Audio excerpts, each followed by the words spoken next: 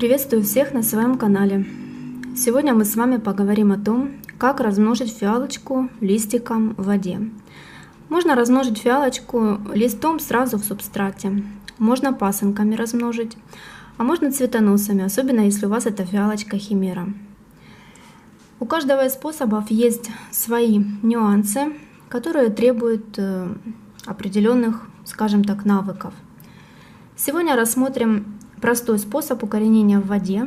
Он даже подойдет новичку, который только начал заниматься фиалками и первый раз решил размножить фиалку.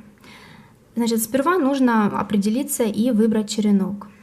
Как же его выбрать? Значит, если у вас эта фиалочка молодая, фиалочка стартер, например, то вы можете взять, в принципе, листик из нижнего ряда. Если фиалка у вас уже старая, то такой листик из нижнего ряда, как правило, он уже желтый. В нем мало питательных веществ, и его нежелательно брать для размножения, так как он будет долго давать потомство.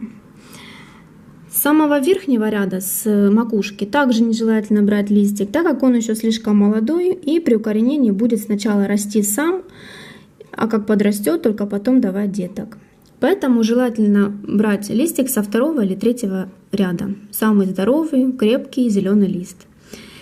Итак, как только мы определились с листом, оторвали его, оставляем сам черешок длиной где-то 2-3 сантиметра, не больше. Этого будет достаточно. Можно сделать косой срез острым ножом или лезвием. И оставляем черенок подсыхать на пару минут. За это время, пока он будет подсыхать, мы с вами подготовим емкость для укоренения. Значит, что может подойти, какая емкость для укоренения? Можно взять какой-нибудь темный пузыречек, можно взять какую-нибудь такую вот колбочку.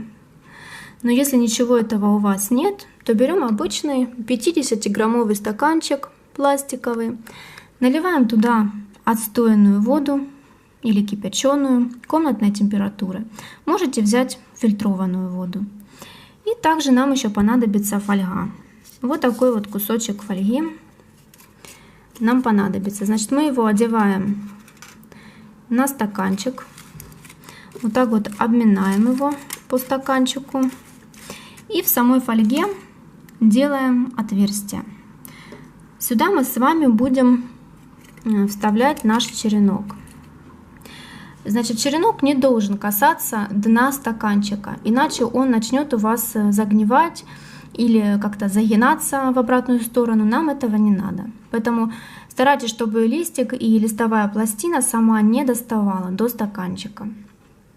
Значит, можно добавить в воду активированный уголь, если хотите. Но я укореняю так, без угля, и прекрасно черенок пускает корешки. Значит, как только поставили наш черенок, ставим стаканчик в теплое место, не на сквозняк. Если вы укореняете зимой, в зимнее время года, то лучше на окошко положить, например, какой-то пенопласт или утеплитель, чтобы корни не загнивали, чтобы черенку не было холодно. Если вы укореняете летом, то на солнце также нежелательно ставить, потому что фиалки боятся солнца, у них появляются сразу ожоги, то есть им это не нравится. Поэтому выбирайте место, где будет такой рассеянный свет. И еще один такой последний момент. Значит, как только водичка у вас будет испаряться, вы ее не меняйте, вы просто ее доливаете по мере испарения. Она у вас помутнеет немножко, станет мутной, это ничего страшного. То есть в таком стаканчике уже образуется своя микрофлора.